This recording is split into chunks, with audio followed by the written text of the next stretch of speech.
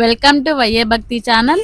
ఈరోజు వీడియోలో మహారాష్ట్రంలోని ఔరంగాబాద్ సమీపంలో వేరూల్ గ్రామంలో ఉన్న పవిత్ర శివాలయం కృష్ణేశ్వర్ జ్యోతిర్లింగ ఆలయం. ఈ ఆలయం గురించి తెలుసుకుందాం.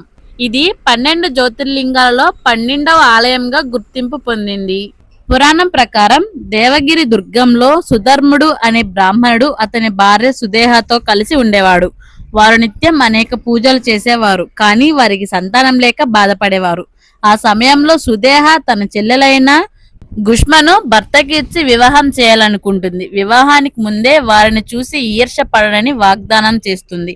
వివాహం అయిన తరువాత అక్కా చెల్లెలిద్దరూ ఎంతో అన్యోన్యంగా ఉండేవారు. కాలక్రమేణా గుష్మకు మగ సంతానం కలిగింది. కొంతకాలానికి గుష్మ కుమారుడికి వివాహం జరుగుతుంది. చెల్లెలి సంతానం అభివృద్ధి చెందడం సహించలేని సుదేహ గుష్మ కుమారుని చంపి కోనేటిలో పడేస్తుంది. శివభక్తురాలైన గుష్మ ఇదంతా పరమేశ్వరుని లీల అనుకుంటూ ముక్కంటిని స్తుతిస్తుంది. అప్పుడక్కడ ప్రత్యక్షమైన పరమేశ్వరుడు జరిగిన విషయాన్ని గుష్మకు వివరిస్తాడు. పరమశివుడు సుదేహాన్ని సంహరించడానికి ఉగ్ర రూపంలో బయలుదేరాడు. కుష్మ ప్రాధేయపడుతుంది. దాంతో పరమశివుడు సుదేహకు పాప పరిహారం కల్పిస్తాడు. అప్పుడు గుష్మ స్వామివారిని తన పేరు మీద అక్కడ కొలువు తీరమని వేడుకుంటుంది. అంతటి ఆ స్వామి అక్కడ స్వయంభూగా కొలువయ్యాడు. గుష్మేశ్వరుడిగా ప్రసిద్ధి చెందిన పరమేశ్వరుడు ఇక్కడ నిత్యం పూజలు అందుకుంటున్నారు.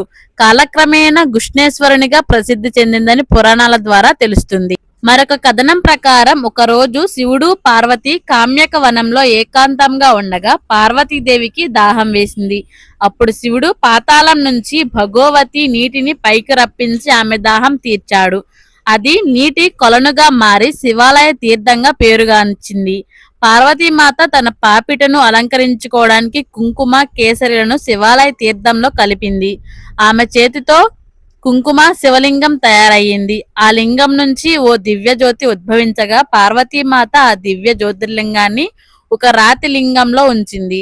లోక కళ్యాణం కోసం అక్కడ ప్రతిష్ఠించింది. ఆనాటి నుండి ఆ పూర్వ జ్యోతిర్లింగానికి కుంకుమేశ్వరుడు అనే పేరు పొందింది. సాక్షాత్తు పార్వతీమాత ప్రతిష్ఠించిన జ్యోతిర్లింగం కాబట్టే దీనికి ఇంతటి ప్రసిద్ధి చెందిందని పురాణాల ద్వారా తెలుస్తుంది.